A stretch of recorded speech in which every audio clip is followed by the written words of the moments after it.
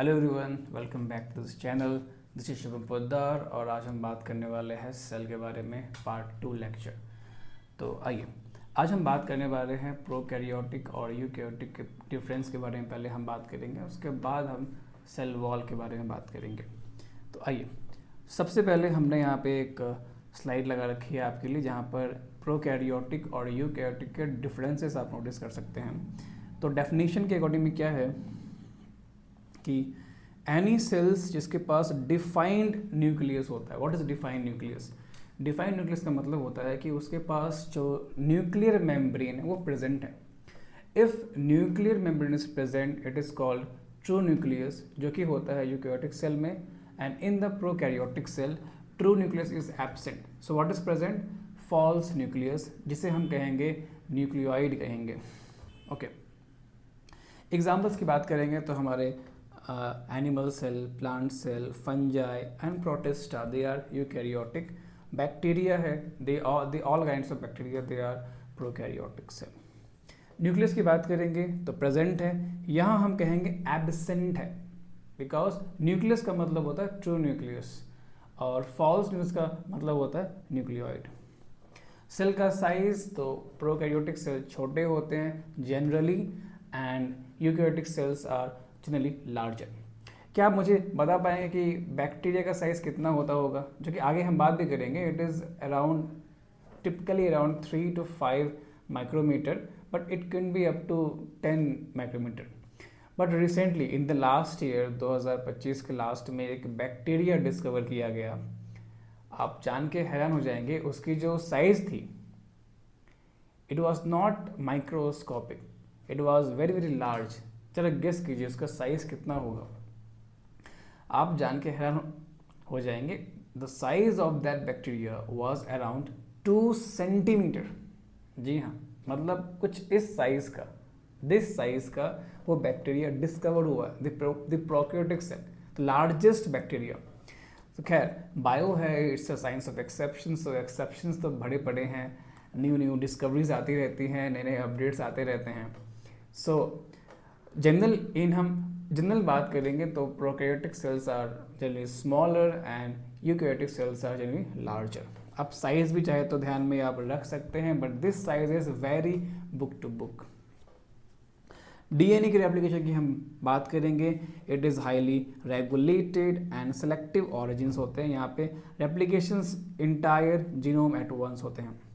Organism type के बारे में बात करेंगे तो they are multicellular mostly, some are also unicellular, but prokaryotic में सारे के सारे सिंगल सेल वाले ही होते हैं। We have discussed in the biological classification. Chromosome की बात करेंगे तो यूकैरियोटिक में सारे में एक से ज़्यादा होता है और बैक्टीरिया में एक ही होते हैं, एक ही क्रोमोसोम होते हैं। And they are haploid organism, क्योंकि एक ही है ना क्रोमोसोम भी। राइबोसोम यहाँ पे होते हैं लार्जर, यहाँ पे होता है स्मॉलर। लार्जर मतलब यहाँ पे होते हैं 80S राइबोसोम और यहाँ होते हैं 70S। In the prokaryotic ribosome is of 70S type. Growth इसका स्लोअर होता है, ग्रोथ रिप्रोडक्शन इज स्लोअर, और यहाँ पर होता है फास्टर होता है। ऑर्गेनिल्स यहाँ प्रेजेंट होते हैं, यहाँ पे एब्सेंट होते हैं। ऑर्गेनिल्स मतलब membrane bound organelles. Ability to store hereditary information तो इनमें होता है और यहाँ भी होते हैं। सेल वॉल की बात करेंगे तो present in plant, fungi and also in some protist. Okay, और यहाँ पर अभी प्रेजेंट होते हैं, बट कुछ कुछ में एब्सेंट भी होते हैं, like mycoplasma, it's monera, but it does not have a cell wall, completely lacks a cell wall. तो किसी किसी में नहीं भी हो सकता है। प्लाज्मा मेम्ब्रेन तो सेल है तो प्रेजेंट होना ही चाहिए, साइटोप्लाज्म सेल है तो प्रेजेंट होना ही चाहिए। आइए, so we can now read it here. So prokaryotic cell में we have mainly bacteria, blue green algae, mycoplasma and PPL. What is PPL? Pleuropneumono like organisms. They are smaller and multiply more rapidly than eukaryotic cell, जो हमने बात भी करी अभी just.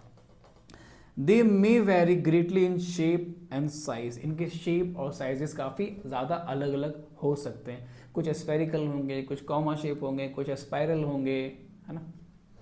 The four basic shape है जो हमें देखने को मिलते हैं, these are bacillus means rod like, coccus means spherical, vibrio means comma shape, spirillum means spiral shape, जो हमने बात भी करी है in the biological classification chapter. आपने नहीं देखा है तो आप वहाँ जाके चेकआउट कर सकते हैं। The organization of prokaryotic cell is fundamentally similar even though prokaryotic exhibit wide variety of shapes and function। जो fundamental things है वो similar है यूकैरियोटिक, लाइक इनके पास भी साइटोप्लाज्म है, वहाँ भी है, यहाँ भी मेम्ब्रेन है तो वहाँ भी है। all prokaryotes have a cell wall, सबके पास ऑलमोस्ट सबके पास सेल होते हैं surrounding the cell membrane except in mycoplasma. Mycoplasma को छोड़कर बाकी जो बच जाते हैं prokaryotes they all have cell wall. Fluid matrix उसे कहते हैं cytoplasm. There is no well defined nucleus. What is well defined nucleus? Nucleus membrane is absent. Genetic material is basically naked। What is naked? Naked means histones are absent। ये बात ध्यान रखेंगे, histone protein is absent, not enveloped by a nuclear membrane in addition to genomic DNA। मतलब what is genomic DNA? जो main DNA है वो genomic DNA है, उसके अलावा जो DNA प्रेजेंट है that is extra chromosomal DNA। तो इनके पास होता है, they have single chromosome DNA and many bacteria have a small circular DNA outside the genomic DNA और उसे हम कहते हैं प्लाज्मिड कहते हैं। एंड प्लाज्मिड की वजह से ही they have unique phenotypic character, जैसे कि रेसिस्टेंट टू एंटीबायोटिक। इस बात को आप ध्यान में रखेंगे, ये इस बात को हम बायोटिक में भी जानेंगे। बायोटिक में इस चीज़ को हम पढ़ते हैं कि प्लाज्मिड ही वो वजह है जिसकी वजह से क्या होता है कि बैक्टीरिया को रेसिस्टेंस मिलती है through some of the antibiotics. Now in higher classes आप पढ़ेंगे प्लाज्मिड के बारे में। DNA is used to monitor bacterial transformation. हम ये भी पढ़ेंगे कि प्लाज्मिड एक पीस ऑफ डीएनए को ट्रांसफर करने में हेल्प करता है। इसको 12th में हम पढ़ेंगे in the biotechnology. Now nuclear membrane is found in the eukaryotes, वहाँ पे होते हैं, we know that. No organelles like the one in the eukaryote are found in prokaryote except ribosome. Means prokaryotic में सिर्फ ribosome ही है वो cell organelle जो होते हैं, बाकी सारे cell organelle like mitochondria, ER, Golgi body, lysosome, vacuole, they are absent in the prokaryotic cell. So prokaryotes have something unique in the form of inclusions। ध्यान रखेंगे, they have inclusion bodies। कहाँ पे होते हैं? प्रोकैरियोट्स में होते हैं। A specialized differentiated form of cell membrane called mesosome is the characteristic of prokaryotic। Now what is mesosome? So we can find it here। तो ये हमारा एक we have to draw a diagram for this। Suppose that's a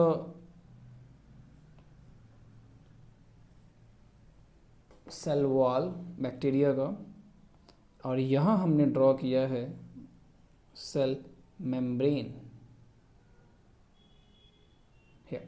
तो जो inward folding है that inward folding of plasma membrane is called mesosome. Mesosome सिर्फ और सिर्फ प्रोकैरियोट्स में होते हैं, ये बात ध्यान रखें। This is mesosome, it is what? Inward folding of plasma membrane. Inward folding of plasma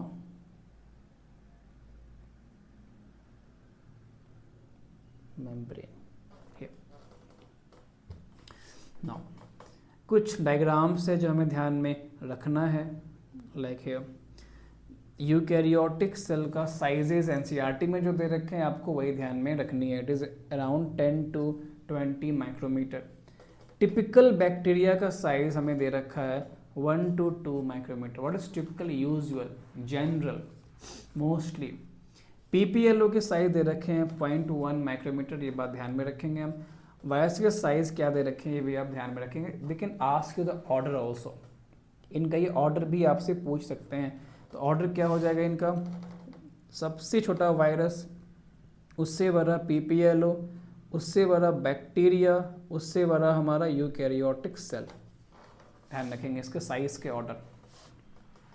now we can talk about the envelopes and their modification. So here, तो ज़्यादातर जो प्रोकैरियोटिक सेल होते हैं, है ना, जैसे कि bacterial cell, they have a chemically complex cell envelope. इनका जो सेल इन्वेलप ये कॉम्प्लेक्स है। What is complex means multiple में है, एक सिंगल नहीं है, सिंपल नहीं है।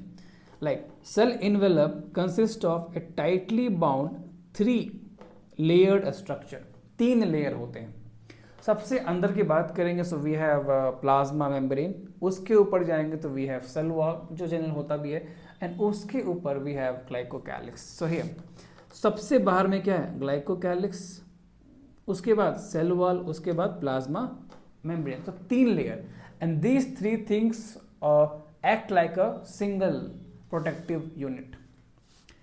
तो each layer of envelope performs distinct functions. हर किसी लेयर का अलग अलग फंक्शन है, but they act together as a single protective unit. ध्यान रखेंगे।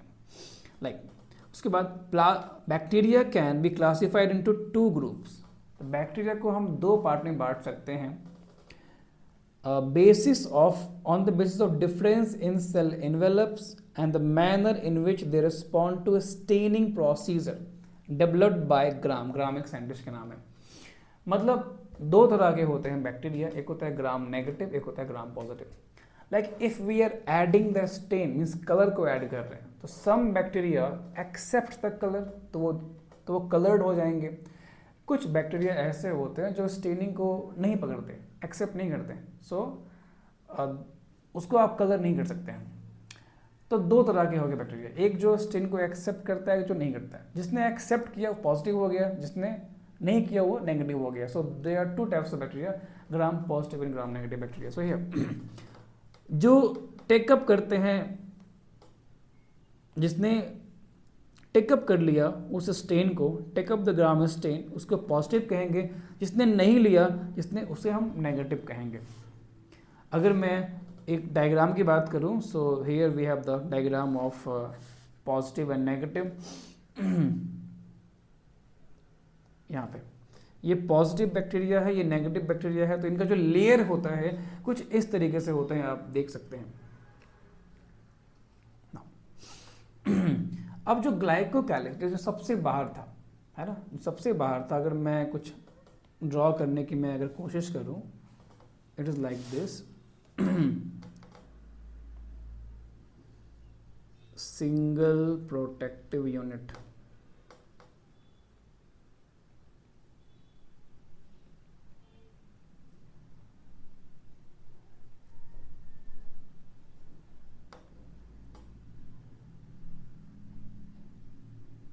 लेयर्स इसमें है 3, and these 3 layers are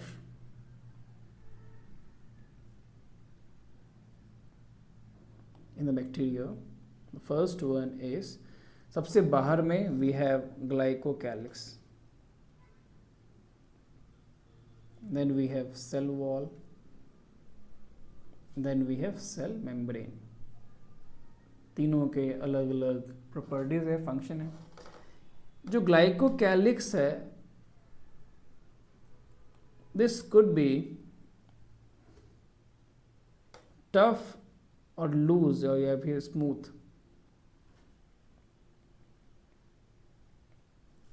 tough, hard, it can be loose, sheath. ये बात को हम ध्यान में रखेंगे, 2 तरह के ये हो सकते हैं। अगर ये टफ है तो क्या करेंगे, प्रोटेक्शन में हेल्प करेंगे, राइट। सो हियर तो कहता है जो ग्लाइकोकैलिक्स है differs in composition and thickness among different bacteria. अलग अलग बैक्टीरिया में इनका थिकनेस, कंपोजिशन अलग अलग पॉसिबल है। अगर ये लूज शीथ में है, इसे हम स्लाइम लेयर बोलेंगे। और किसी किसी में ये थिक होते हैं, मोटे होते हैं और टफ होते हैं, हार्ड होते हैं, उसको हम कैप्सूल कहते हैं। क्लियर? तो अगर ये टफ है,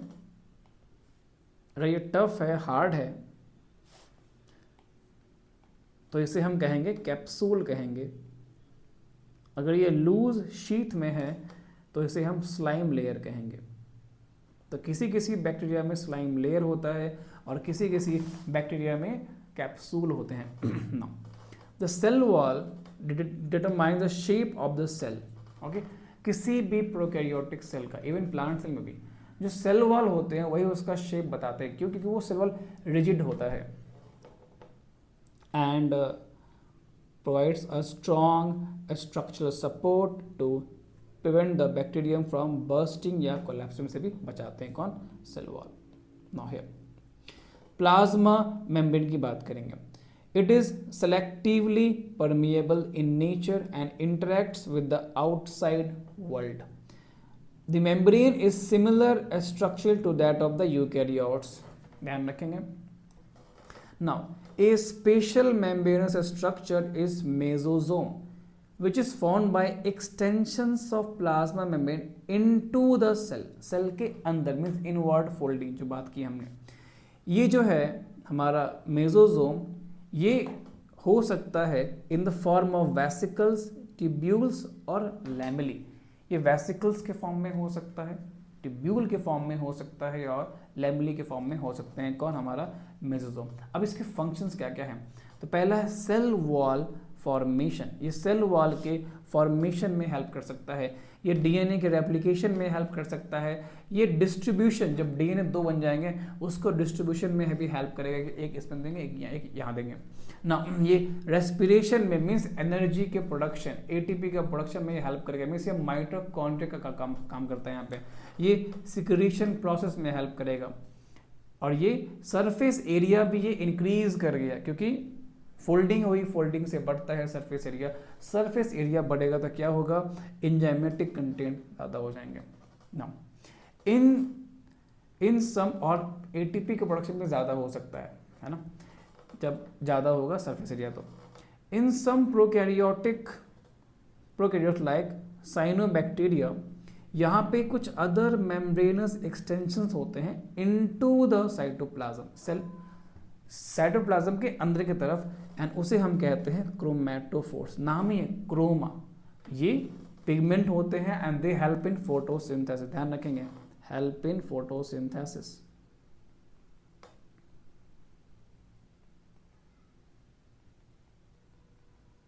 नो, आगे बात करेंगे।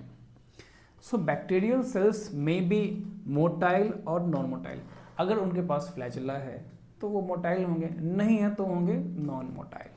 कहता है इफ मोटाइल, अगर वो मोटाइल है, so they have thin membranous extension from their cell wall, उसे कहते हैं हम फ्लैजेला कहते हैं। So bacteria show a range in number and arrangement of flagella. मतलब फ्लैजेला एक हो सकता है, 2 हो सकता है, बहुत ज़्यादा भी हो सकता है। तो अलग अलग बैक्टीरिया में नंबर जो है वो अलग अलग देखने को मिल सकते हैं फ्लैजेला का। नाउ फ्लैजेला के 3 हिस्से होते हैं। जो फ्लैजेला है इसके 3 पार्ट्स होते हैं, filament, hook and basal body. So there is a diagram जो आपको देखना चाहिए फ्लैजेला के रिस्पेक्ट में। सो हियर तो इतना सब पार्ट हमने कट किया है और उसे जूम करके देखने की कोशिश कर रहे हैं। सो ये रहा फिलामेंट जो हम देख पा रहे हैं। फिलामेंट लॉन्गेस्ट पार्ट होता है और यहाँ पे हुक है जो ये हम देख पा रहे हैं, और ये हमारा है बेसल बॉडी, इतना सा, दैट्स बेसल बॉडी।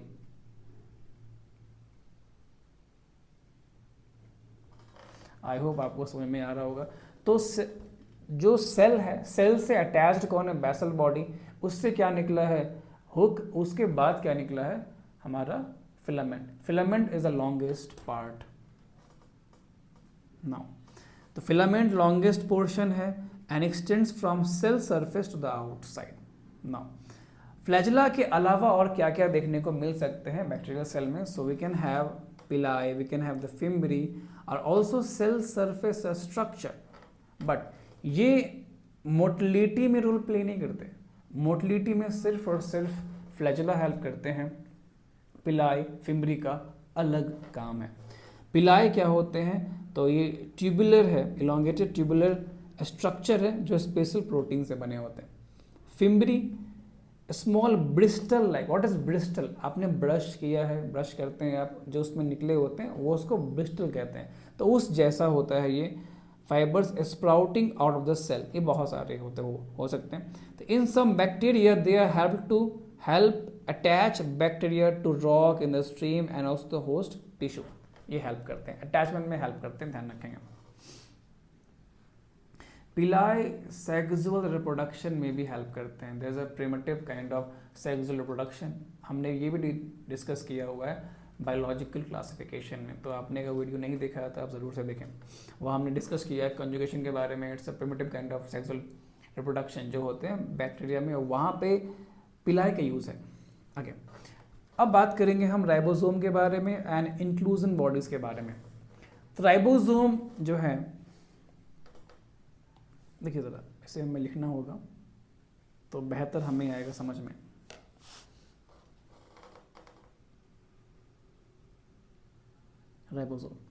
राइबोसोम को हम कहते हैं प्रोटीन फैक्ट्री कहते हैं, we call them protein factory.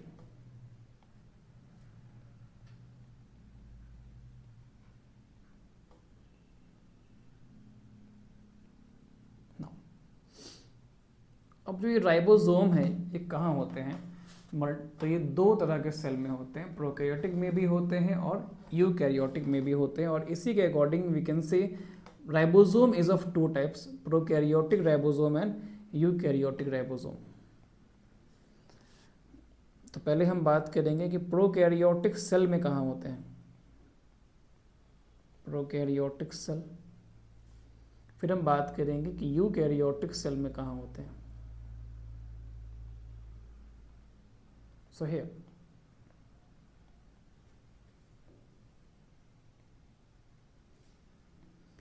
in the prokaryotic cell ये प्रेजेंट होते हैं साइटोप्लाज्म में, उनके साइटोप्लाज्म में प्रेजेंट होते हैं, और यहाँ ये होते हैं साइटोप्लाज्म में भी होते हैं, और it is associated with some cell organelles also.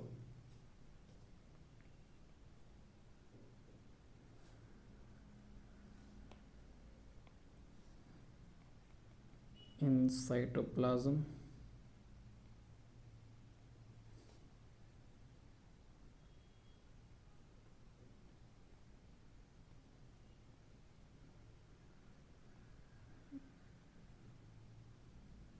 cell organelles. So here, in the cytoplasm we can find 70S ribosome and it is of 50S plus 30S ribosome, इन दोनों से मिलके बनते हैं। In the eukaryotic cell 80S ribosome is present in the cytoplasm which is made up of 60S plus 40S unit. Ribosome के दो होते हैं unit within the cell organelles, तो ये हो सकते हैं माइटोकॉन्ड्रिया में,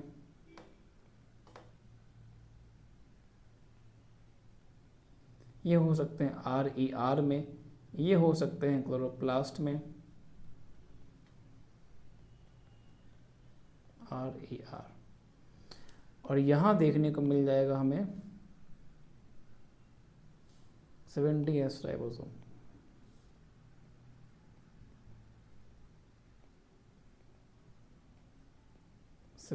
राइबोसोम देखने को मिल जाते हैं यहाँ पे, जो वही अगेन बने होते हैं 50S plus 30S. So we can say it's a prokaryotic ribosome. 70S ribosome is prokaryotic ribosome और 80S ribosome is eukaryotic ribosome, we can say. Now here, sometime what happens कि एक mRNA है ऐसे करके, एक mRNA है और इस पे कई सारे राइबोसोम आके बैठ चुके हैं ऐसे करके। So this becomes polysome, पॉलीजोम या फिर पॉलीराइबोसोम कह सकते हैं इसको। नाउ आगे, तो कहते हैं in prokaryotes ribosomes are associated with the plasma membrane of the cell, means mesosome में भी ये प्रेजेंट हो सकते हैं, प्लाज्मा में कहीं भी वो हो सकते हैं। साइजेस के बारे में ध्यान रखेंगे तो 15 to 20 nanometre in size and are made up of 2 सब यूनिट 50 and 30 यूनिट्स प्रोकैरियोटिक में, विच व्हेन प्रेजेंट टुगेदर, जब साथ में होंगे तभी काम करेंगे, अलग अलग होंगे तो वो फंक्शन नहीं करते हैं, वो फॉर्म नहीं करेंगे प्रोटीन। नाउ आगे, ribosome are site of protein synthesis, वो बनाते हैं प्रोटीन को, उन्हें प्रोटीन फैक्ट्री भी कहते हैं। तो सेवरल राइबोसोम में attach to a single mRNA to form a chain, और उसे कहेंगे हम पॉलीराइबोसोम या कहेंगे पॉलीजोम कहेंगे। फिर कहता है कि ribosome of a polysome translate the mRNA into proteins. Now फिर एक होते हैं इंक्लूजन बॉडीज होते हैं जो होते हैं प्रोकैरियोटिक सेल में। नाउ तो कई सारे रिजर्व मटेरियल्स होते हैं जो प्रेजेंट है प्रोकैरियोटिक सेल में इन the form of inclusion bodies, कुछ और ये नॉन मेम्ब्रेनस होते हैं, हमने इसके बारे में पहले ही भी बात करी है, मीन्स ये फ्री तैरते रहते हैं इन द साइटोप्लाज्म। कुछ एग्जांपल्स इसके हैं phosphate granules, cyanophycean granules, glycogen granules. फिर गैस वैक्यूल जो होते हैं, एक ध्यान रखेंगे गैस वैक्यूल, ये blue green and purple green photosynthetic bacteria में देखने को मिल जाते हैं, ध्यान रखेंगे। So now we have the eukaryotic cell. So तो यूकैरियोटिक सेल में क्या क्या है, तो all the protist, plant, animal and fungi है। In eukaryotic cell there is extensive compartmentalisation. Now what is extensive compartmentalisation? Organelles का प्रेजेंस। क्या organelles membrane bound नहीं है, तो एक बड़ा कंपार्टमेंट का बंटवारा होकर के छोटे छोटे कई सारे अपार्टमेंट बन चुके हैं, कंपार्टमेंट बन चुके हैं। तो हमने कहा यूकैरियोटिक में एक्सटेंसिव कंपार्टमेंटलाइजेशन है, ऐसा हमें प्रोकैरियोटिक में देखने को नहीं मिलता है। आगे, eukaryotic cell possess an organised nucleus, हमने बात की थी, न्यूक्लियर मीन्स प्रेजेंट, ठीक है। Now in addition, eukaryotic cell have a variety of complex locomotory and cytoskeleton structures. Their genetic material is organized into chromosome. Chromosome के form में होते हैं इनका जेनेटिक मटेरियल। नाउ क्या सारे के सारे यूकैरियोटिक सेल सेम होंगे, आइडेंटिकल होंगे? बिल्कुल नहीं। तो plant and animal cell are different as former के पास मीन्स प्लांट के पास क्या होते हैं, सेल वॉल होते हैं, एनिमल में सेल वॉल नहीं होते हैं। So they are different in multiple ways, like plastid भी नहीं होते प्लांट में, प्लांट में होते हैं, और लार्ज सेंट्रल वैक्यूल प्लांट में होते हैं, एनिमल में नहीं पाए जाते। Now on the other hand animal cells have centriole, ठीक, याद रखेंगे एनिमल सेल में क्या होता है, सेंट्रियोल होते हैं, and these centrioles are absent in almost all plant cell. Almost all, not all, मतलब किसी किसी प्लांट सेल में हमें सेंट्रियोल देखने को मिल भी सकता है। अब आपको सोचना है कि कहाँ मिलेगा। मैं आपको हिंट देता हूँ कि in the flagella, flagella plant में देखने को मिल सकता है, और बेसल बॉडी में सेंट्रियोल लाइक स्ट्रक्चर होता है। उसके बाद यहाँ पे कुछ डायग्राम्स वगैरह हम ध्यान में रखेंगे। तो मुझे लगता है कि आपको लाइसोसोम की मेंशनिंग ध्यान में रखनी चाहिए, आपको राइबोसोम की मेंशनिंग ध्यान में रखनी चाहिए, आपको पेरोक्सीसोम की मेंशनिंग ध्यान में रखनी चाहिए। क्यों? ये सब ग्रैन टाइप के स्ट्रक्चर है, गोल गोल हैं, और आप कंफ्यूज हो सकते हैं कि कौन क्या है, ठीक है। उसके बाद कुछ और चीज़ भी आप ध्यान में रख सकते हैं, लाइक क्लोरोप्लास्ट ध्यान में आप रख सकते हैं, आप प्लाज्मोडेस्माटा ध्यान में रख सकते हैं। मीन्स आपके अकॉर्डिंग कुछ ऐसा चीज़ जो जिसमें आप कंफ्यूज हो सकते हैं वो ध्यान में आप यहाँ से रख सकते, लाइक माइक्रोट्यूब्यूल। फिर यहाँ से भी आप ध्यान में आप रख लेंगे कुछ कुछ नेमिंग वगैरह, लाइक माइक्रोविलाई किसको कह रहे हैं, पेरोक्सीसोम यहाँ पे ध्यान रख लेंगे, लाइसोसोम, ये सब तो ध्यान में रखना है, जो काफ़ी सिमिलर दिखाई पड़ते हैं, बिकॉज एग्जाम में ध्यान में नहीं आता है उस टाइम में, तो आपको ध्यान में रखना है कि ये क्या दिया हुआ है। इफ़ दे आस्क यू कौन लाइसोसोम है, कौन पेरोक्सीसोम और कौन राइबोसोम, आपको समझ में नहीं आएगा। फिर भी आप एक साइज के अकॉर्डिंग आप देखेंगे इस डायग्राम में, तो आप देखेंगे राइबोसोम सबसे छोटा है, उससे बड़ा है पेरोक्सीसोम, उससे बड़ा है लाइसोसोम, यहाँ पे ये दिख रहा है। तो इसके अकॉर्डिंग भी आप ट्रिक ध्यान में रख सकते हैं कुछ ना। अब हम बात करेंगे सेल मेम्ब्रेन के बारे में। सो हियर तो जो डिटेल्ड स्ट्रक्चर है मेम्ब्रेन का studied only after the advent of electron microscope in 1950s। जब 1950s में जब आया हमारा इलेक्ट्रॉन माइक्रोस्कोप, उसके बाद ही हम देख पाए सेल मेम्ब्रेन का स्ट्रक्चर। नाउ तो जो स्ट्रक्चर देखा गया था वो स्पेशली देखा गया था ह्यूमन आरबीसी का देखा गया था, it was of human RBC. फिर साइंटिस्ट ने पॉसिबल स्ट्रक्चर कैसा होगा उन्होंने वो बताया। Now these study show that cell membrane is mainly composed of lipids and proteins. इतना समझने के बाद उन्हें समझ में आया कि इसमें मेनली लिपिड है और प्रोटीन है, ठीक है। Major lipids are phospholipids that are arranged in a bilayer.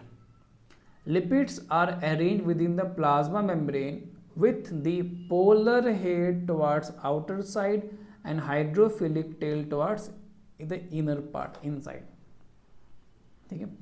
जिससे क्या होता है, this ensures that the non-polar tail of the saturated hydrocarbons is protected from the aqueous environment। जो पानी है उससे वो बचा रहे, कौन, टेल, इसलिए टेल अंदर होता है, इनसाइड की तरफ होता है। In addition to phospholipids membrane also contain cholesterol. Cholesterol भी देखने को मिल जाते हैं थोड़े से अमाउंट में। नाउ उसके बाद क्या, later biochemical investigation clearly reveal the cell membrane also possess protein and carbohydrate. Ratio of जो प्रोटीन है लिपिड है वो वेरी करेगा, मीन्स अलग अलग सेल में लिपिड का परसेंटेज, प्रोटीन का परसेंटेज ये वेरी कर सकता है। हमने आरबीसी के बारे में बात की, तो आरबीसी के सेल में 52% प्रोटीन होते हैं एंड 40% लिपिड होते हैं, ये ध्यान रखेंगे आप। नाउ अब प्रोटीन को बांटा गया है दो पार्ट में depending upon the ease of extraction. Like protein को हम निकालना चाह रहे हैं उसके मेम्ब्रेन से, तो कौन आसानी से निकल जाएगा, तो जो पेरीफेरल पार्ट पे है वो आसानी से निकल जाएगा। जो उसके घुसा हुआ अंदर में तो उसको निकालना थोड़ा मुश्किल है। तो जो इंटीग्रल उसके हम कहेंगे, जो प्रोटीन इंटीग्रल होते हैं उसे एक्सट्रैक्शन करना थोड़ा मुश्किल होता है। So peripheral proteins lie on the surface, वो सरफेस पे बस चिपका हुआ है तो उसको निकालना आसान है। लेकिन जो इंटीग्रल प्रोटीन है वो या तो पार्शियली या तो टोटली वो ब्यूरीड है इन द मेम्ब्रेन, तो उससे निकालना टफ है। तो निकालना आसान है या टफ है, इसके अकॉर्डिंग में हमने प्रोटीन को दो पार्ट में बांटा है, इंटीग्रल एंड पेरीफेरल। कुछ बात ध्यान में हमें रखना है यहाँ से, जैसे कि शुगर कौन है, पेरीफेरल प्रोटीन कौन है, फॉस्फोलिपिड बाइलेयर कौन है, इंटीग्रल प्रोटीन कौन है, here we can see integral protein, cholesterol किधर है, ये ध्यान में रखेंगे। सो नेमिंग ध्यान में हम रखेंगे। ये रहा हमारा फॉस्फोलिपिड का बाइलेयर, एक इधर है एक इधर है bilayer, that is the polar head, that is non polar tell,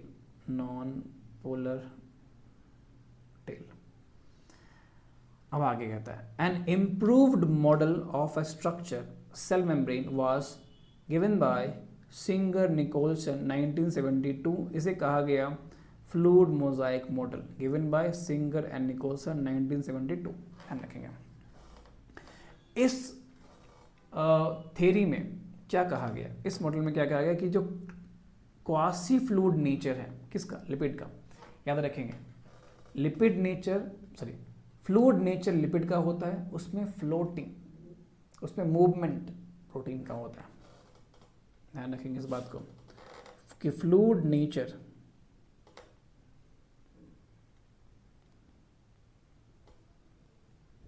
lipid, अब उसमें लैटरल मूवमेंट कौन करेंगे, प्रोटीन करेंगे,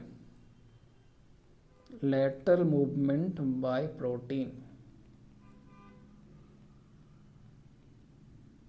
इस बात को हम ध्यान में रख सकते हैं, कहता भी है लैटरल मूवमेंट प्रोटीन्स के होते हैं ना। फिर ability of to move within the membrane, इसे कहते हैं फ्लूइडिटी कहते हैं कि कितना उसका एबिलिटी है मूव करने का, उतना उसका फ्लूइडिटी है।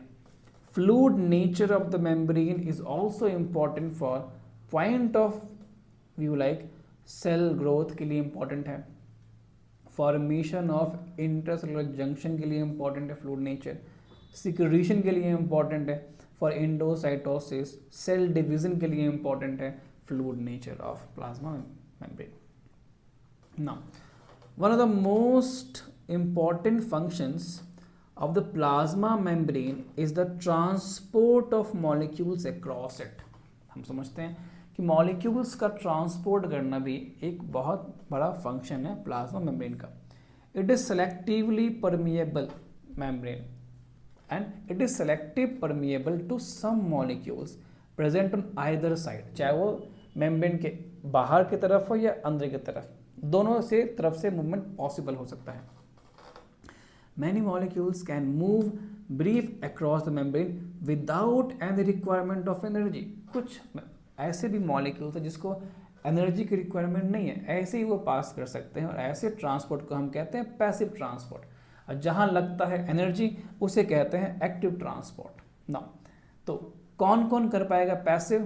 तो देखिए ज़रा, न्यूट्रल सॉल्यूट्स जो है ऐसे मूव कर सकते हैं बाय सिंपल डिफ्यूजन, है ना, कंसंट्रेशन के along the concentration gradient, means high से लो की तरफ। कौन कौन मूव करेंगे? तो वाटर, है ना, water also move across this membrane from high to lower concentration, और मूवमेंट ऑफ जो वाटर होता है बाय डिफ्यूजन उसे कहते हैं ऑस्मोसिस कहते हैं। नाउ पोलर मॉलिक्यूल्स पास नहीं कर सकते, उनको एक मेम्ब्रेन चाहिए, cannot pass through the non-polar lipid layer, so they require a carrier protein for this to facilitate their transport across membrane. So a few ions or molecules transported across membrane against their concentration gradient, means low से high की तरफ जाना है, तो यहाँ पे energy लगेगा, so it will be a energy dependent process, जहाँ पे एटीपी का यूज़ होगा, उसे कहेंगे एक्टिव ट्रांसपोर्ट। एग्जांपल है सोडियम पोटेशियम पंप, जो हम पढ़ेंगे नर्वस सिस्टम में ना। अब हम बात करेंगे सेल वॉल के बारे में। सेल मेम्ब्रेन थिन होता है, लिविंग होता है, सेलेक्टिवली परमिएबल होता है, इलास्टिक होता है, डायनेमिक होता है। Now cell wall just opposite, it is non living, it is rigid structure and forms outer covering for plasma membrane of fungi and plants. जहाँ जहाँ होते हैं वहाँ वहाँ outer covering में फॉर्म करते हैं। Cell wall not only gives a shape, means shape तो ये दे ही रहा है, उसके साथ साथ प्रोटेक्शन भी देता है सेल को from mechanical damage and infection. क्यों? क्योंकि हार्ड है। And also helps in cell to cell interaction and provides barrier to undesirable macromolecules. को अगर मैक्रोमोलिक्यूल बड़ा सा आ रहा है तो उसको आने नहीं देगा, कौन? हमारा सेल वॉल। नाउ एल्गी के सेल वॉल में क्या क्या होते हैं, बहुत बहुत इंपॉर्टेंट। सेलुलोज हो सकते हैं, गैलेक्टान्स हो सकते हैं, मन्नान हो सकते हैं, मिनरल्स भी पॉसिबल है, like calcium carbonate is also possible in the algae cell wall. While other plant में क्या क्या पॉसिबल है? Cellulose, hemicellulose, pectins, proteins, ये सब नाम ध्यान रखेंगे। नाउ जब प्लांट यंग होता है तो उसके सेल वॉल को हम प्राइमरी सेल वॉल कहते हैं, क्योंकि प्लांट सेल यंग है, जो ग्रोथ के लिए कैपेबल होता है। Now which gradually diminishes as a cell mature, जब सेल मैच्योर कर जाता है तो प्राइमरी वॉल डिमिनिश हो जाता है, और फिर आता है हमारा सेकेंडरी वॉल, जो कि इनर साइड में बनता है। Means what? देखिए, अगर ये हमारा एक सेल है और मान लीजिए कि यही हमारा सेल वॉल है जो सबसे बाहर की तरफ बना हुआ है, जो नया सेल वॉल बनेगा वो बनेगा अंदर की तरफ। इसके बाद अगर बनता है सेल वॉल वो इसके अंदर की तरफ बनेगा। तो ये हमारा मान लेते हैं C1 है, ये C2 है, ये C3 है। तो पहले कौन बना? C1, उसके बाद कौन बना? C2, उसके बाद कौन बना? C3। मीन्स C1 प्राइमरी है, C2 सेकेंडरी। आप ऐसा ध्यान में रख सकते हैं। फिर middle lamella is a layer mainly of calcium pectate, पर ध्यान रखेंगे कैल्शियम तो है ही, साथ में मैग्नीशियम पैक्टेट भी पॉसिबल है, बट मेनली उसमें कैल्शियम पैक्टेट होते हैं, यहाँ पे लिखा हुआ है मेनली ये होते हैं, बट मैग्नीशियम पैक्टेट भी प्रेजेंट हो सकता है मिडिल लैमेला। कहाँ होते हैं? ये हमारा एक सेल है, ये हमारा एक सेल है, इन दोनों के बीच में प्रेजेंट होता है हमारा मिडिल लैमेला। तो ये जोड़ के रखते हैं नेबरिंग सेल्स को। तो कहता भी है इट ग्लूज या holds different neighboring cells together. Cell wall and middle lamella may be traversed by plasmodesmata. Means यहाँ पे हमें प्लाज्मोडेस्माटा भी देखने को मिल सकता है, ऐसे करके प्लाज्मोडेस्माटा। इससे क्या होता है, एक सेल का कंटेंट दूसरे में जा सकता है, इसका इसमें, इसका इसमें जा सकता है, उसे कहते हैं plasmo, which connect the cytoplasm of neighbouring cells. Now अब हम बात करेंगे इंडोमेम्ब्रेन सिस्टम के बारे में, आइए समझते हैं। तो हमारे इंडोमेम्ब्रेन सिस्टम में 4 ऑर्गेनेल्स होते हैं। इंडोमेम्ब्रेन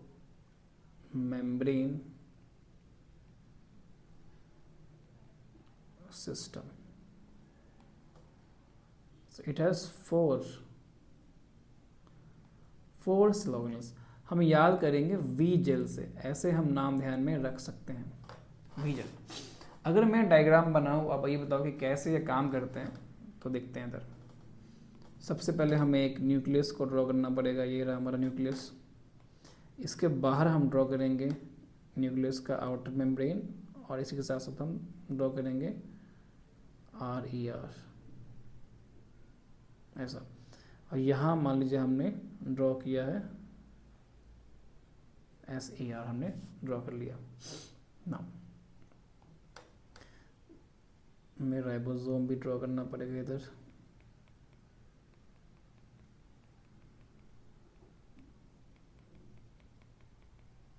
नो,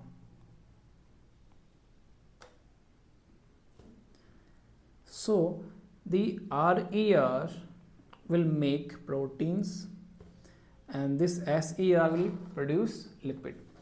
ये मेम्ब्रेन से बाउंडेड होते हैं, वेसिकल्स के फॉर्म में होते हैं। नाउ तो RER मीन्स ER से बेसिकली ये कहाँ जाएंगे, they will go into Golgi body for modification.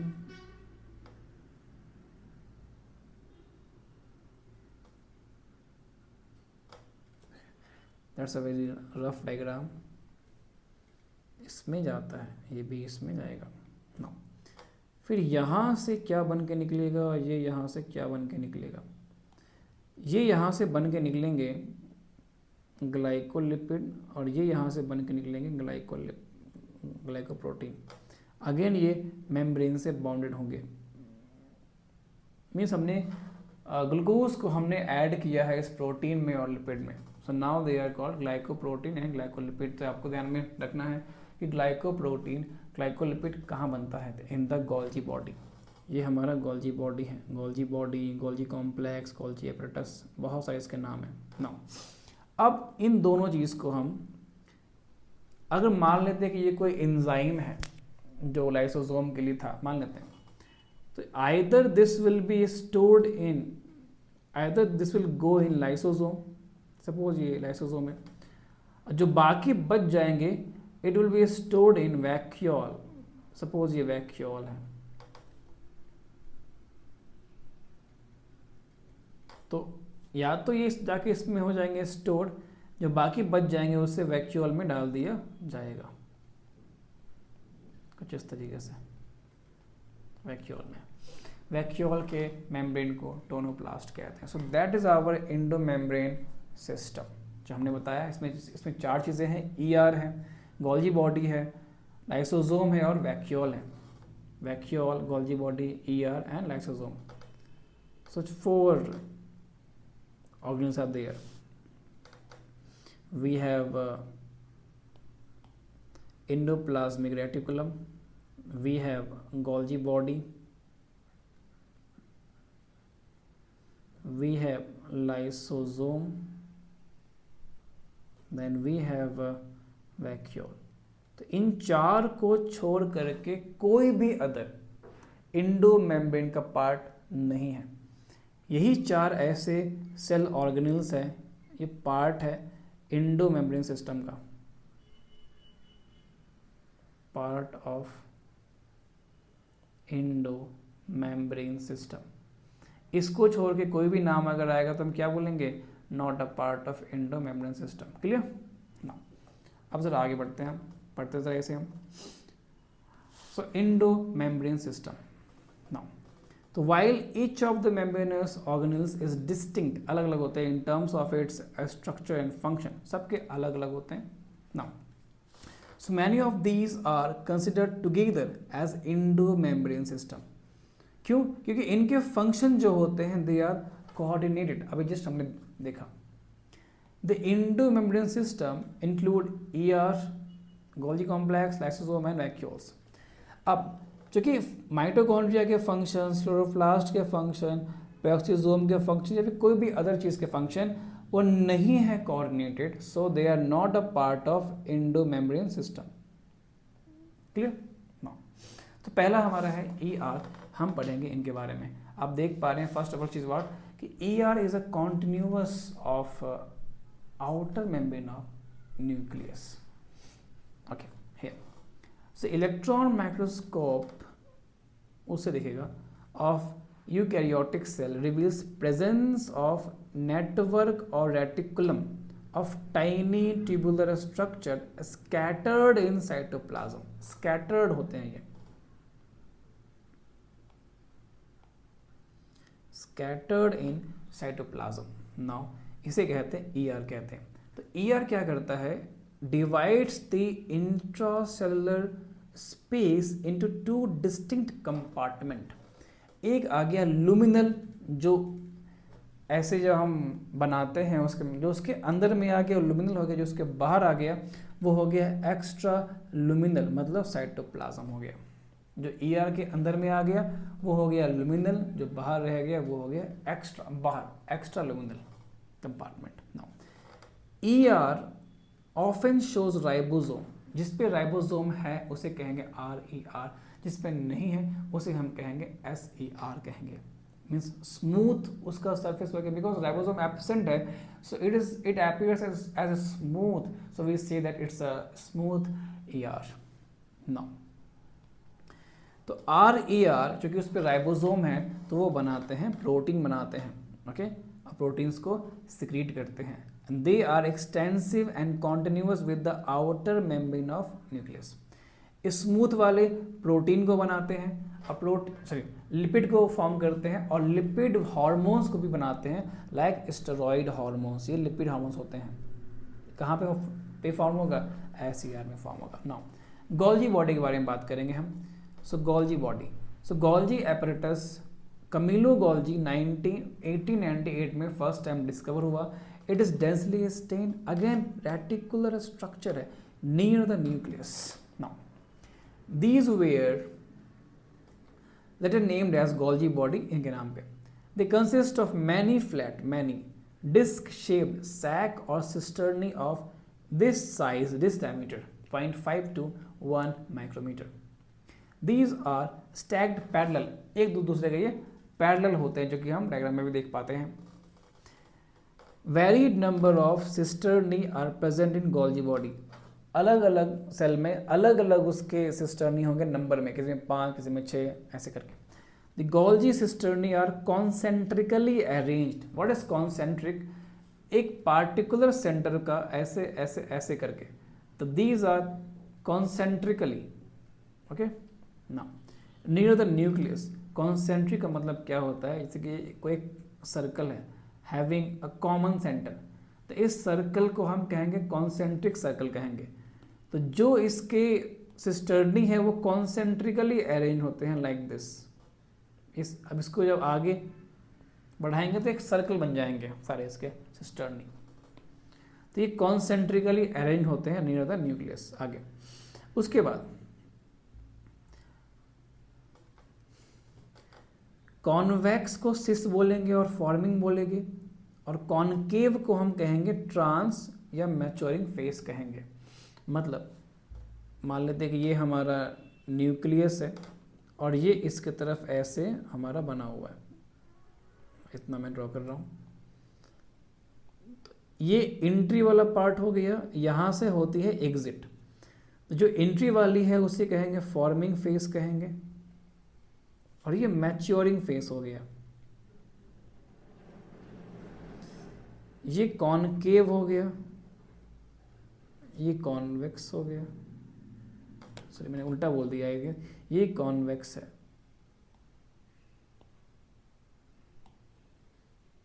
Convex हो गया, ये कॉनकेव हो गया। That is cis face, that is trans face. ये सब नाम ध्यान में रखेंगे ना। तो सिस और ट्रांस जो है इंटायरली डिफरेंट होते हैं बट इंटर कनेक्टेड होते हैं, ध्यान रखेंगे।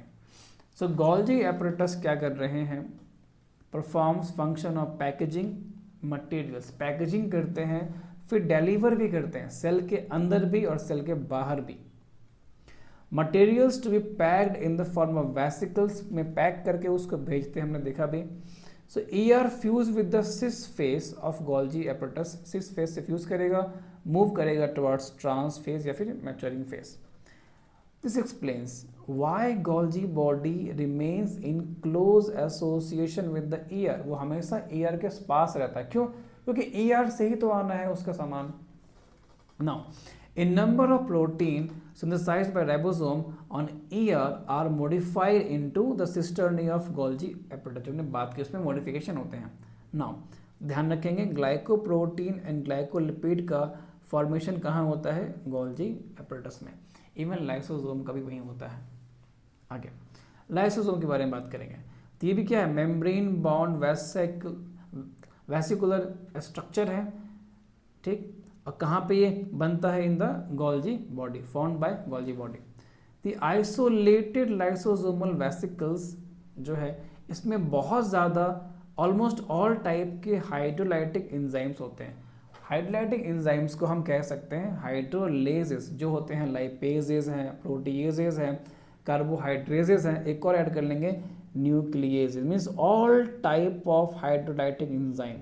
जितने भी ऑर्गेनिक कंपाउंड है सबको डाइजेस्ट करने के लिए इनके पास एंजाइम होते हैं। लाइक कार्बोहाइड्रेट को तोड़ना है, सो वी नीड कार्बोहाइड्रेजेस, प्रोटीन को तोड़ना है तो प्रोटीएजेस, फैट को तोड़ना है तो लाइपेजेस, न्यूक्लिक एसिड को तोड़ना है तो न्यूक्लिएजेस, ध्यान रखेंगे ना।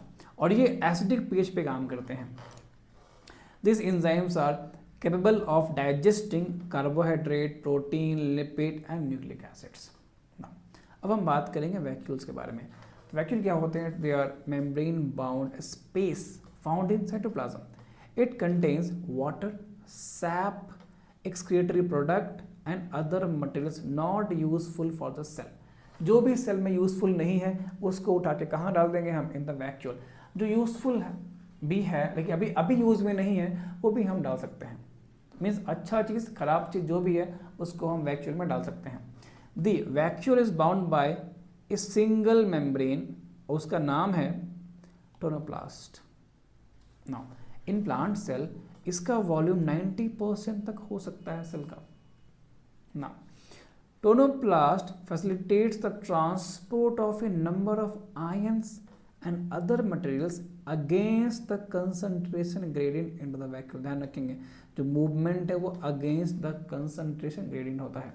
Now concentration is significantly higher in the vacuole, क्योंकि उसमें हम जमा कर रहे हैं तो कंसंट्रेशन वैक्यूल में ज़्यादा होगा। फिर बात करेंगे हम कॉन्ट्रैक्टाइल वैक्यूल की, इसकी हमने बात करी है बायोलॉजिकल क्लासिफिकेशन में भी हमने बात करी है। तो ये अमीबा में भी होता है, पैरामीशियम में भी होता है। काम क्या है, ऑस्मो रेगुलेशन, एक्सेस वाटर को बाहर निकालता है, एक्सक्रीशन। प्रोटिस्टा में फूड वैक्यूल्स भी होते हैं जो फूड पार्टिकल्स को इंगल्फ करने से बनता है ना। अब हम बात कर सकते हैं माइटोकॉन्ड्रिया के बारे में। सो माइटोकॉन्ड्रिया सिंगुलर कहेंगे माइटोकॉन्ड्रियन। तो ये जब तक स्पेसिफिकली इसको स्टेन ना करे ये आपको दिखेगा नहीं, not visible under microscope. Number vary कर सकते हैं, किसी में 1 हो सकता है, किसी में 10 भी हो सकते हैं इसके number, depending upon physiological activity of the cell. मतलब कोई सेल अगर ज़्यादा काम कर रही है it means they need more energy, so they need to have more mitochondria. जो कम काम कर रही है उसमें कम होते हैं mitochondria. So in terms of shape and size also considerable degree of variability is observed. Typically sausage shape के होते हैं, ये सिलिंड्रिकल होते हैं। इनका जो डायमीटर है वो कुछ इतना होता है, ध्यान रखेंगे। लेंथ इनका 1 से 4.1 माइक्रोमीटर के आसपास इनका होता है। माइटोकॉन्ड्रिया में होते हैं डबल मेम्ब्रेन होते हैं, ध्यान रखेंगे। They have 2 membranes, outer membrane and inner membrane, dividing it's lumen cavity into 2 aqueous compartment. 2 compartment बन जाते हैं, outer compartment and inner compartment. Okay, inner compartment जो है, जो इनर वाले हैं वो डेंस है, होमोजेनियस सब्सटेंस से भरा पड़ा है, उसे मैट्रिक्स कहते हैं। कैसा है? डेंस, ध्यान रखेंगे, dense homogeneous substance, matrix. Outer membrane forms continuous limiting boundary of organelle. Okay, and inner membrane जो है नंबर ऑफ इनफोल्डिंग्स बनाता है, जिसे हम क्रिस्टा या क्रिस्टी कहते हैं, ये वाला crista. Now so what we can see, outer membrane देख पा रहे हैं हम इनर मेम्ब्रेन्स को देख पा रहे हैं। 2 मेम्ब्रेन के बीच का स्पेस को क्या कहेंगे हम? इंटर मेम्ब्रेन स्पेस कह देंगे हम। और इनर मेम्ब्रेन के अंदर का जो फ्लूइड है इसे कह देंगे हम मैट्रिक्स कह देंगे। नाउ फिर कहता है, तो क्रिस्टा ने क्या किया? सरफेस एरिया को बढ़ा दिया, ये बात ध्यान रखेंगे। क्रिस्टा ने क्या किया? सरफेस एरिया को बढ़ा दिया, मतलब ज़्यादा होगा रेस्पिरेशन, याद रखेंगे। इनर मेम्ब्रेन पे ही होता है ETS, वही बनता है ATP। जितना ज़्यादा सरफेस एरिया होगा उतना ज़्यादा बनेगा ATP, किसमें? माइटोकॉन्ड्रिया में, सही है। The 2 membranes have their own specific enzymes associated with the mitochondrial function. Mitochondria are sites of aerobic respiration, हम समझते हैं। यहाँ पे एनर्जी बनता है in the form of ATP, इसीलिए माइटोकॉन्ड्रिया को हम कहते हैं powerhouse of the cell कहते हैं। मैट्रिक्स में क्या क्या देखने को मिलेगा? आपको DNA देखने को मिलेगा, सिंगल DNA, राइबोसोम, RNA देखने को मिल सकता है, राइबोसोम देखने को मिल सकता है। कौन सा? 70S वाला हमने बात की है। The component required for protein synthesis, हम जानते हैं। माइटोकॉन्ड्रिया डिवाइड कैसे करेगा? Divide by fission. आगे हम बात करते हैं। So now we can talk about the plastids. तो प्लास्टिड प्लांट सेल में होते हैं और यूग्लिनॉइड्स में भी होते हैं, ध्यान रखेंगे। In plant cell and euglenoids. नाउ ये इजीली दिख जाते हैं क्योंकि ये काफ़ी साइज में बड़े होते हैं, लार्ज होते हैं। They bear some specific pigment, जो एक स्पेसिफिक कलर आएगा, वो स्पेसिफिक कलर देंगे। नाउ तो प्लास्टिड 3 तरह के होते हैं। If you can write here, तो हम क्या लिखेंगे यहाँ पे? कुछ ऐसा,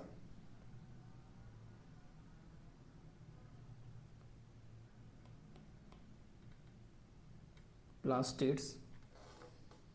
So plastids are of 3 types.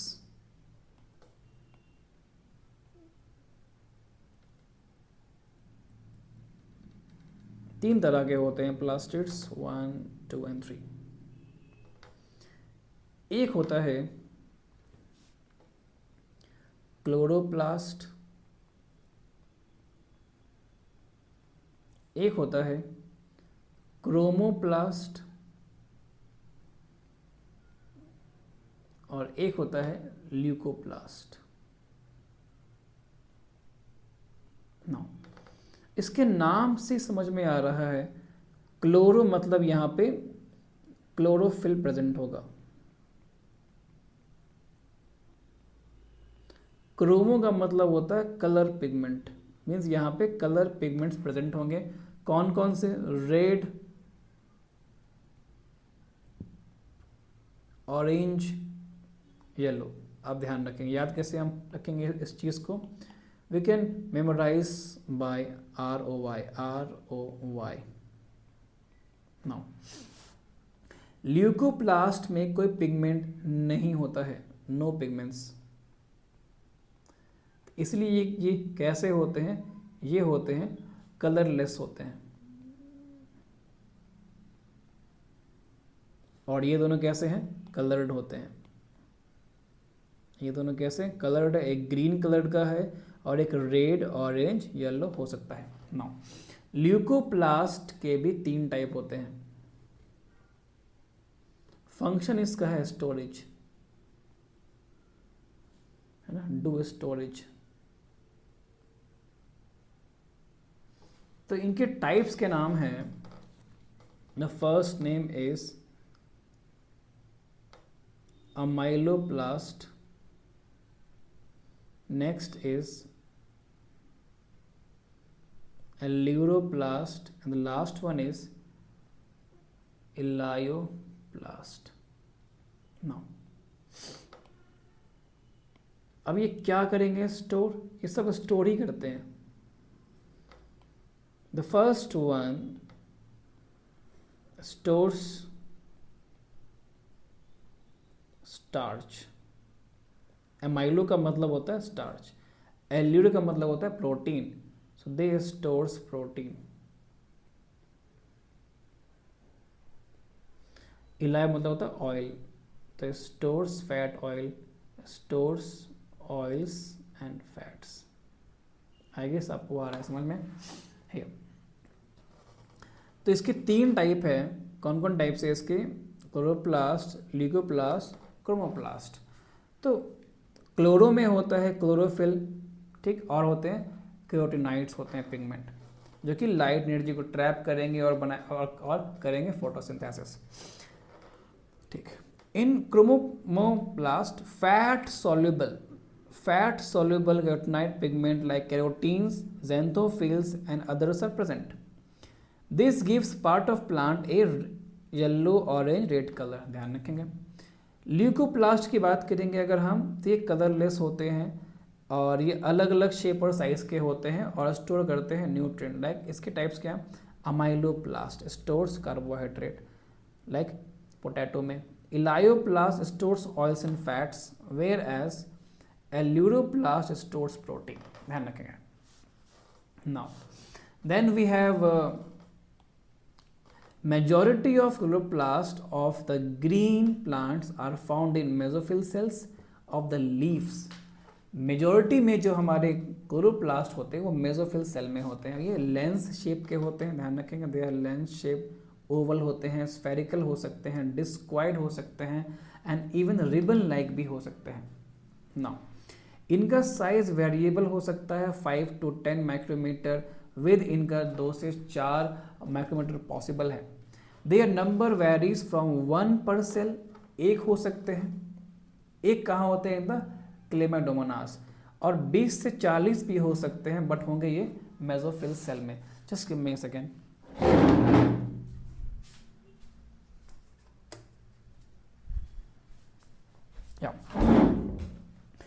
तो हम बात कर रहे थे नंबर ऑफ क्लोरोप्लास्ट के बारे में. सो हियर Chlamydomonas में it is 1 per cell, and in the leaf mesophyll cell it can be up to 20 to 40 per cell. ध्यान रखें. Now, like mitochondria, chloroplasts are also double membrane bound. But यहाँ पे catch है, क्या है, ध्यान रखेंगे. Of the two मतलब we are comparing the mitochondria with the chloroplast. Okay, of the two, inner membrane of chloroplast is relatively less permeable, means inner membrane of mitochondria is more permeable with compared to chloroplast and mitochondria. here जो space limited है अंदर, उसको कहते हैं stroma कहते हैं. A number of organised flattened membranous sac, उसे thylakoid कह देंगे. ध्यान रखेंगे. थाइलाकोइड क्या है और ग्रेना क्या है. If we draw like this one thing, ऐसा और ऐसा, तो ये हमारा है थाइलाकोइड. कई बार इसमें होते हैं कंफ्यूजन, तो ध्यान में आप रखेंगे. And that one is granum. Granum का प्लूरल फॉर्म है grana. Okay, now you can understand it very clearly. So here thylakoids are arranged in a stack, pile like, coin like में, अब वो बन जाते हैं ग्रेनम, इस ग्रेनम. और integral thylakoid. In addition there are flat membranous tubule called stroma lamella connecting the thylakoid. अब जो कनेक्शन हम देख पाते हैं, suppose if we make a structures like this one,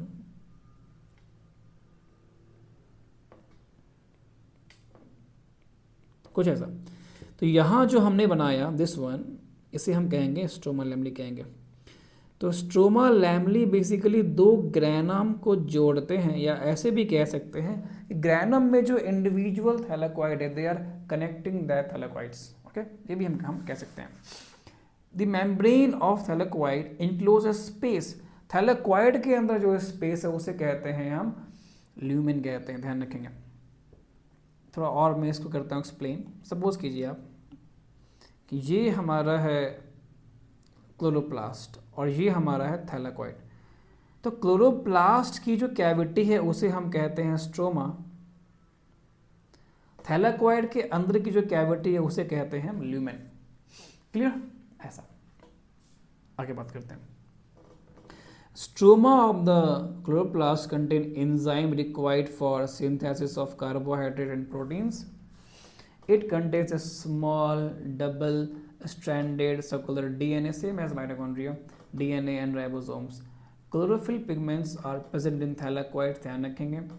Ribosomes of chloroplast are smaller, we know that, than the cytoplasmic ribosome. We know that. So last चीज़ आज हम discuss करेंगे, it is about the ribosomes, जो हमने पहले भी discuss कर रखा है। Ribosomes are granular structures, okay, first absorb by under the microscope, electron microscope, by George Palade as dense particles in 1953। They are composed of RNA and protein.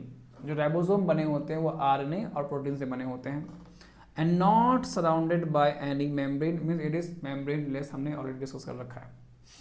Eukaryotic ribosome होते हैं 80s, we know that, while जो prokaryotic होते हैं वो होते हैं 70s, we know that। यहाँ पे S है क्या? उसके बाद भी हर राइबोसोम में दो पार्ट होते हैं, लार्ज सब यूनिट एंड स्मॉलर। तो जो 80s है वो 60s प्लस 40s से बना होता है, 60 लार्ज है 40 स्मॉलर है। सेम 70s का भी है, ये 50-30 से बना होता है, 50 बड़ा है उसके लिए और 30 उसके लिए छोटा है। एस क्या है? स्वेडबर्ग्स यूनिट है, या कहते हैं सेडिमेंटेशन कोएफिशिएंट कहते हैं इसे। इट्स ए इनडायरेक्ट मेजर, बहुत important, it's a indirect measure of density and size दोनों का। बोथ 70s एंड 80s जो है वो दो पार्ट से बने होते हैं। तो आज के लेक्चर को हम इतना ही रखते हैं, बहुत जल्द हम मिलेंगे थर्ड लेक्चर का, जहाँ पे हम सेल को कंप्लीट कर चुके होंगे। सो सी यू देन, तब तक आप रिवाइज करते रहिए, पढ़ते रहिए और नीट करते रहिए, अच्छे से करते रहिए। चलिए, best of luck, bye bye.